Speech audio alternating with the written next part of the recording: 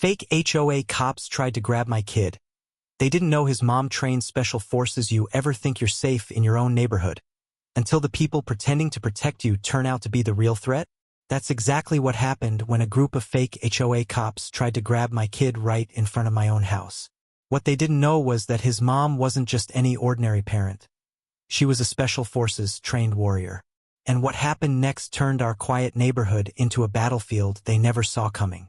It started out like any other evening in the neighborhood, the kind of calm you'd expect after a long day, when the sun was sinking low and most families were settling in for dinner. I remember standing near the front window, looking out at the street, when I noticed something that didn't sit right. A black SUV, darker than the usual family cars we were used to seeing around, rolled slowly past our house. At first glance, it didn't look out of place, but the way it crept along, the windows tinted so heavily you couldn't even make out the silhouettes inside, gave me a feeling that something was off. Then I saw the emblem slapped on the side door. It wasn't a city police badge, not even close. Instead, it was a cheaply printed HOA security logo, the kind you could buy online and stick onto any car to make it look official. My stomach sank, because I'd never seen anything like it before. Within minutes, 2 men stepped out of the SUV. They weren't in police uniforms, but they were trying their best to look the part. Tactical vests, dark sunglasses even though the sun was nearly gone, and radios clipped to their shoulders that crackled with static. They carried themselves with the kind of forced authority you see in people who want to be respected but haven't earned it. They scanned the street slowly, like predators choosing their prey, and then started down the sidewalk toward our house. I leaned closer to the window, my pulse quickening as I tried to make sense of what I was seeing. These weren't real cops, not even close.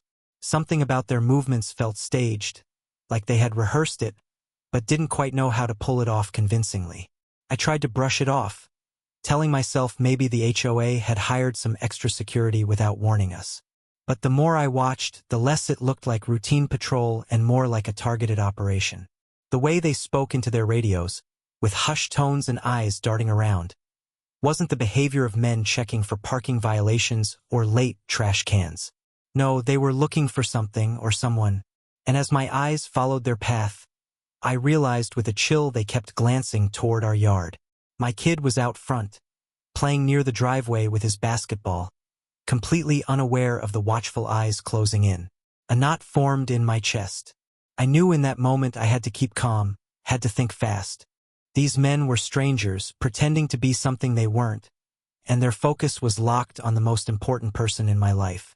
I moved toward the door, my heartbeat pounding in my ears, every step heavy with dread. The voices outside grew clearer, low and deliberate, the kind of tones people use when they think they're about to pull something off without being noticed. One of them even chuckled, a sound so out of place it sent a shiver up my spine. The street, once so familiar, suddenly felt hostile. Porch lights flickered on across the block, neighbors closing their curtains without even realizing the danger unfolding right outside. That SUV, sitting there with its engine quietly humming, looked less like a car and more like a trap waiting to be sprung. My mind raced with questions I couldn't answer. Who were these men? Why were they here? And why disguise themselves as HOA cops unless they were planning something they had no right to be doing? I stepped onto the porch, trying to keep my voice steady as I called for my kid to come closer. He looked up, smiling, oblivious to the shadow closing in behind him. The men froze for a split second when they saw me, their fake confidence slipping just enough for me to catch it. That tiny crack in their facade told me everything. They weren't supposed to be seen, at least not like this.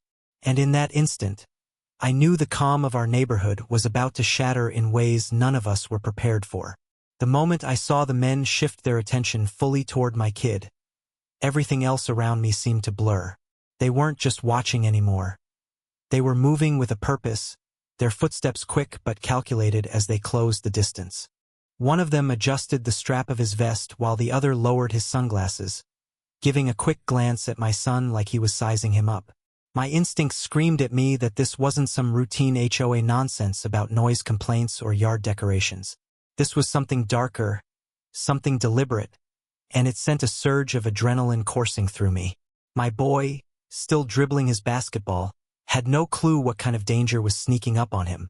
I took a step forward, ready to intervene, but before I could call out again, one of the men crouched slightly, tilting his head as if he wanted to appear non-threatening, though the effect was anything but. "Hey, buddy," I heard him say in a forced, sugary tone, the kind of voice people use when they're trying too hard to seem friendly. "You live around here?" His hand twitched toward the ball, like he might use it as an excuse to close the gap. My son froze, confused, his eyes darting between the stranger and me. That hesitation, those few seconds of uncertainty, were all the man needed to inch closer. The second guy stayed back a step, scanning the street like a lookout, his hand resting near the edge of his belt where I noticed something metallic glinting under the porch light. It wasn't a gun, but it was enough to make my blood run cold. A baton, maybe, something that told me they came prepared for more than just a friendly chat. The SUV's engine hummed softly behind them, and I realized the driver hadn't stepped out. He was waiting for something to happen. My heart pounded harder with every breath, because it all started to make sense. They weren't here to patrol, they were here to take. I shouted my son's name, louder this time, my voice cutting through the thick tension hanging in the air. He took a step back toward me, clutching the basketball tighter, and I could see the man's expression shift. He didn't like losing control of the moment. "It's okay. We're with the HOA," the stranger said quickly, flashing a plastic badge that looked like it had been printed at home and slipped into a cheap holder. "Just need to ask a few questions." But the words were a cover, flimsy and unconvincing, and the way his eyes kept darting toward the SUV told me he wasn't asking permission for anything. I moved faster, stepping off the porch and closing the distance between us, my body tense and ready. My kid, sensing the change in my tone, dropped the ball and ran toward me. The man reached out suddenly, his arm stretching forward as if to grab him before he could make it. That single motion, quick, desperate, and reckless, lit a fire in my chest that burned hotter than fear. I positioned myself between them in a heartbeat, my hand raised in a warning I didn't even think through, my voice sharper than I'd ever heard it. "Back off," I snapped, my glare locking with his. For a split second, he hesitated, like he hadn't expected me to confront him so directly. The other guy muttered something into his radio, his eyes flicking nervously toward the SUV, as though he was waiting for a green light to escalate. My son clung to my side, breathing fast, his small hand clutching my shirt with all the strength he had. The sound of his heartbeat against me only fueled my determination. I wasn't just protecting him. I was preparing for a fight I never thought I'd face in my own driveway. The stranger straightened up, trying to mask the crack in his confidence. "Sir, we're authorized by the HOA to check on suspicious activity. You need to cooperate." His words were steady, but his body betrayed him. His jaw tightening, his fingers twitching, his stance too stiff. It was all wrong, and I wasn't buying a single word. Authorized? To grab a child off his own property. The lie was almost insulting. I took another step forward, closing the gap until he had no choice but to step back. The SUV's headlights flickered for a moment, like a signal, and that's when I realized just how coordinated this plan really was. The night air felt heavy, every second dragging out like an eternity. I kept my voice calm but firm, every word laced with the threat I was more than ready to back up. My son looked up at me, his wide eyes full of fear but also trust. That trust was the only thing that mattered, and I wasn't going to let anyone, especially men hiding behind fake authority, break it. As the tension grew, I could sense something else stirring behind me, a presence that neither of these impostors had any idea was about to make itself known. My chest tightened as I pulled my son closer, his small frame trembling against me, and I felt a storm of emotions collide inside me. Fear, anger, disbelief, and a surge of determination that left no room for hesitation. My eyes stayed locked on the two men, watching their every twitch, every nervous shift of weight, every glance toward the SUV that still idled at the curb. Their facade of control was slipping, but that made them even more dangerous. They weren't here by accident. They had chosen this moment, this place, and they had chosen my child. The reality of it hit me like a punch to the gut, and my protective instincts roared to life stronger than ever before. My mind spun through scenarios, calculating how far they were from us, how quickly I could move if one of them lunged again, how I could shield my son without putting him in more danger. My breathing slowed as I forced myself into a state of focus I hadn't felt in years. Like my body remembered a survival mode I'd never had to use in a suburban neighborhood. Every sound seemed amplified. The hum of the SUV's engine, the static from their radios, the faint thump of my son's basketball still rolling slowly down the driveway. I could even hear the rasp of one man's breath as he tried to keep his composure. "Calm down," the taller one muttered, his voice low but firm, as if he thought words alone could strip away the truth of what I'd seen. "We're just doing our job." But the way his eyes darted to the SUV told me he was anything but calm. His partner shifted his weight uneasily, gripping the radio tighter, whispering something too quiet for me to hear. My gut twisted as I realized they weren't deciding if they'd try again. They were deciding when. I wrapped my arm protectively around my son's shoulders and slowly edged us back toward the porch, never breaking eye contact with them. My instincts screamed at me that showing fear would only feed their resolve. But standing my ground meant I had to be ready for whatever came next. My voice came out sharper than I intended, cutting through the thick night air. "You've got no business talking to my kid. Leave." I wanted it to sound like a command, not a request. The taller one smirked faintly, a flash of arrogance that only fueled my anger. He took a deliberate step forward, his boots crunching against the gravel, and raised his hands like he was trying to appear non-threatening. But I could see the tension in his shoulders, the way his fingers flexed like he was preparing to grab. "We just need to verify some information," he said, his tone dripping with forced authority. My son's grip on my shirt tightened, his nails digging into the fabric as he pressed himself closer. I felt the rapid thudding of his heart against my side, and it made my resolve steel solid. A flicker of movement in the SUV caught my eye. The driver leaned forward, his silhouette shifting as though he was ready to jump out at any second. The headlights dimmed, then brightened again, and I knew it was some kind of signal. These men weren't bluffing, they had a plan, and I had just disrupted it. My mouth went dry, but I refused to back down. "You need to leave," I repeated, my voice steady even though my pulse hammered in my ears. "Now." For a moment, silence stretched between us, thick and suffocating. Then the second man stepped forward, his jaw set, his hand brushing against the batten at his hip. He didn't say a word, but his body language spoke volumes. My son whimpered softly, and I lowered my hand to squeeze his shoulder gently, a silent promise that I wasn't going to let anything happen to him. The air felt electric, charged with the possibility of violence at any moment. I thought of every news story I'd ever read about kids being snatched, about families whose lives were destroyed in the blink of an eye, and I swore silently that we would not be one of them. My protective instincts were no longer just simmering. They were a wildfire blazing inside me, ready to consume anything that threatened my child. And while I didn't know exactly how this was going to end, I knew one thing for certain. I would fight tooth and nail before I let these men take him. As my mind raced, I caught the faintest sound behind me. The creak of the front door opening, slow and deliberate. Relief washed over me in a rush, because I knew exactly who was stepping out onto that porch, and she was the one person these men had no idea they should fear. The creak of the door behind me was subtle, but to me it was louder than the pounding of my own heartbeat. I didn't even need to look to know who it was. The faint sound of steady footsteps on the porch confirmed it. My wife had stepped outside.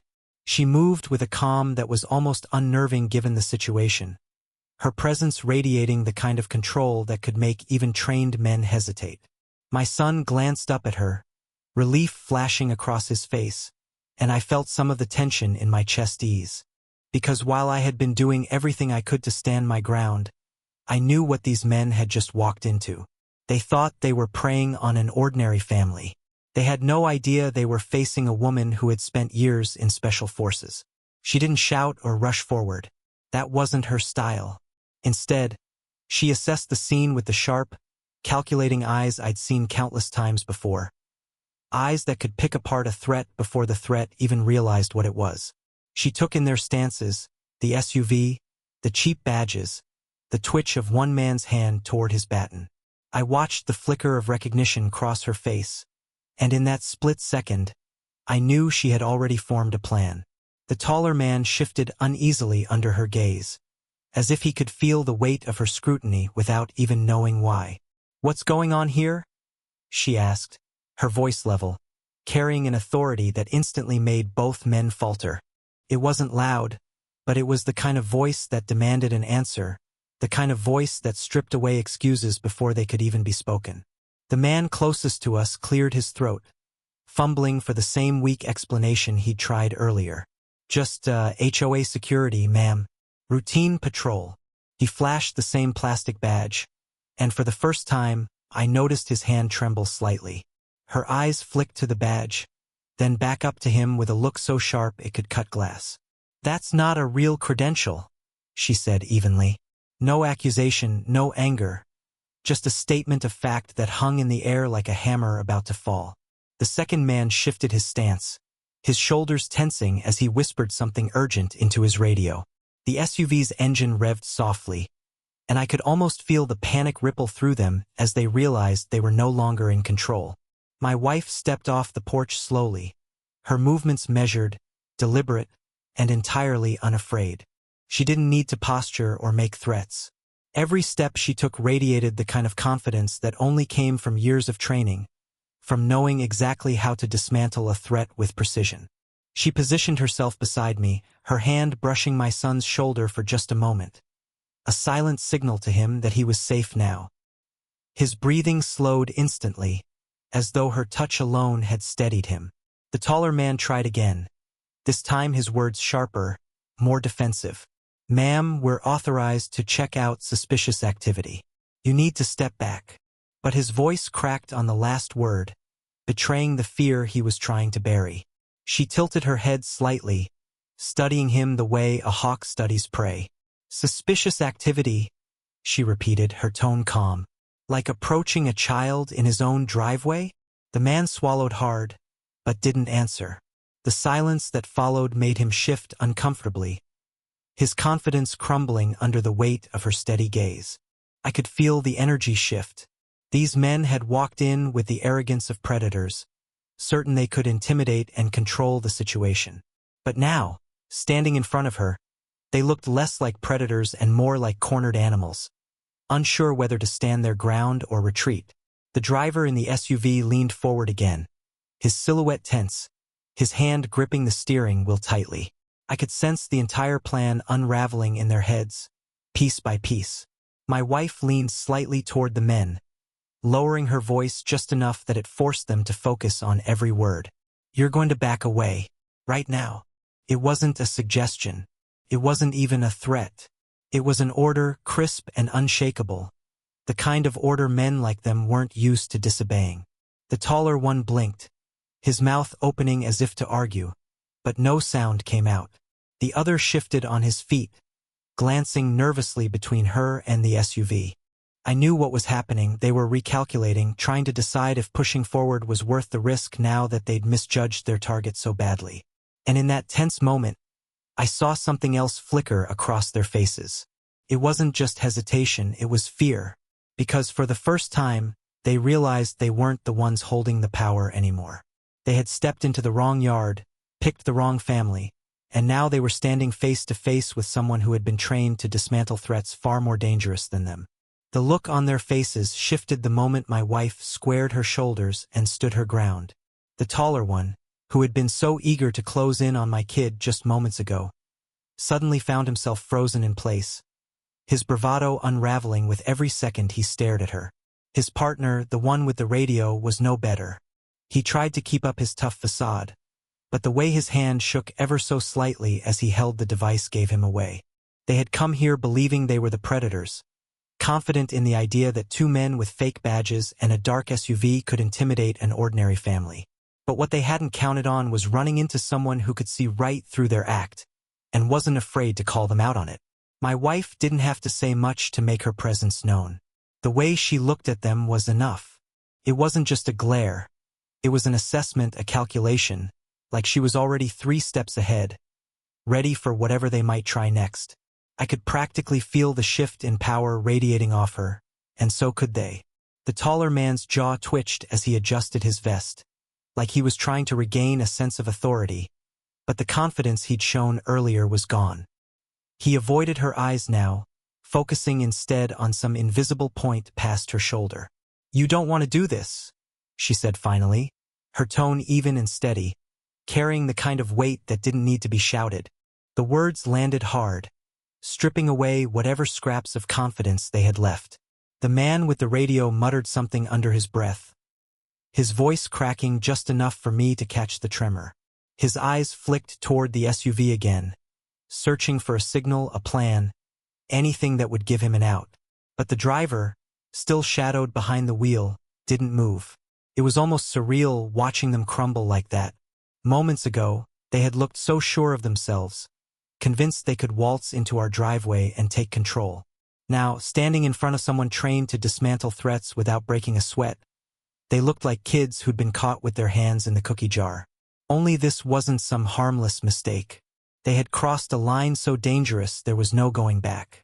The taller one finally tried to recover, clearing his throat and forcing out a weak attempt at authority. We just had some reports, ma'am. Suspicious behavior. We're only here to check things out." His words lacked the force he'd tried to muster earlier, falling flat against the cold night air. My wife's expression didn't change. She didn't even blink. "You've got no reports," she replied coolly. "And you're not with the HOA. So the question is, what are you really doing here?" The silence that followed was deafening. I could see the panic in their eyes, the way they exchanged a quick glance like they were trying to silently decide who would speak next. The SUV's headlights flickered again, just for a second, and the driver shifted in his seat. Felt like the entire street was holding its breath. My son pressed closer against me, his eyes wide as he watched the men falter. I gave his shoulder a reassuring squeeze, silently letting him know that he was safe, even as my own pulse hammered in my ears. The man with the radio finally broke the silence, his voice barely above a whisper. "Maybe we should go," he muttered, his words not meant for us but for his partner. The taller one shot him a sharp look, clearly torn between his pride and the reality staring him in the face. But the hesitation in his eyes told me everything. I knew we weren't the ones backing down tonight. My wife tilted her head slightly, her expression calm, controlled, but unyielding. She hadn't raised her voice once, hadn't made a single threat, yet she had them on the defensive without even touching them. That was the power of her training, the kind of presence that made men like these realize they had bitten off more than they could chew. And as the tension thickened, it became painfully obvious that the predators were realizing they'd become the prey. The air between us grew heavier with every passing second, the kind of silence that prickled at the back of your neck and made you aware of every movement, every breath. The men who had swaggered up our driveway with fake badges and forced confidence now looked like they were standing on unsteady ground, their plan unraveling before their eyes. My wife's calm, unflinching stance had them rattled, and I could see the doubt etched across their faces. The driver in the SUV tapped the steering wheel impatiently, his silhouette tense, like he was debating whether to step in or cut their losses. The sound of the idling engine filled the void, a low, constant reminder that this wasn't over yet. The taller one tried to muster a final push, forcing himself to stand straighter, his jaw tightening as if sheer willpower could bring back the authority he'd already lost. "You don't want to make this difficult?" he said, but the edge in his voice was gone, replaced by a tremor he couldn't hide. My wife didn't flinch. She didn't even bother responding right away. Instead, she let the silence linger, making him squirm in the weight of his own bluff. When she finally spoke, her words were sharp, deliberate. "You've already made it difficult by stepping foot on this property. You're done here." The second man shifted uneasily, his radio still clutched tightly in his hand. He whispered something quick and urgent into it, and I caught the faint static reply from the SUV. Whatever the driver said, it wasn't what they wanted to hear. because the man's eyes flicked nervously toward my wife before darting to his partner. Their control was slipping fast, and they knew it. My son clung tighter to me, his face pressed against my side, and I felt his small body relax just slightly, as if even he could sense that the tide had turned in our favor. The taller man took a slow step back, not enough to admit defeat, but enough to reveal the crack in his resolve. We'll be back, he muttered, but the threat rang hollow. My wife's expression remained steady, her gaze never wavering. She didn't bother answering him this time, and that silence spoke louder than any words could. It told them exactly what they needed to know. They weren't welcome, and they weren't going to win. From the corner of my eye, I noticed movement behind the curtains of a nearby house. A neighbor had been watching, maybe even recording. That realization seemed to hit the impostors at the same time, because the second man stiffened and hissed something urgent to the driver. Within seconds, the SUV's headlights flicked back on fully, washing the driveway in harsh white light. The engine roared louder, and the driver leaned on the horn. A sharp, jarring blast that shattered the tense silence like glass. It wasn't a show of dominance. It was a retreat signal. Both men exchanged one last glance, a mixture of frustration and fear, before backing away from us. They didn't turn their backs right away, as if leaving without maintaining eye contact would seal their defeat. But the truth was already written all over them. They had come here thinking they could overpower a family, that a couple of fake badges and intimidation tactics would be enough. But they had walked straight into a trap of their own making, underestimating the one person they never should have crossed. As they retreated toward the SUV, my wife stepped forward just enough to make sure they knew she was watching their every move. Her presence was like a wall they couldn't get through, and they knew if they tried, it would end badly for them. The driver revved the engine again, impatience bleeding into every sound, and the two men finally climbed back into the vehicle. The door slammed shut with a hollow thud, the SUV pulling away with a screech of tires that cut through the quiet night. We stood there in the fading noise, the smell of exhaust lingering in the air, my son still holding tightly onto me, his wide eyes reflecting both fear and relief. My wife kept her gaze on the street long after the SUV disappeared around the corner, her posture still rigid, her breathing steady. She hadn't relaxed, not yet, because she knew as well as I did that this wasn't the end of it. The whole neighborhood had just witnessed a side of her they never knew existed, and the men who had tried to take our child had learned the hard way that they had picked the wrong family to mess with. 5.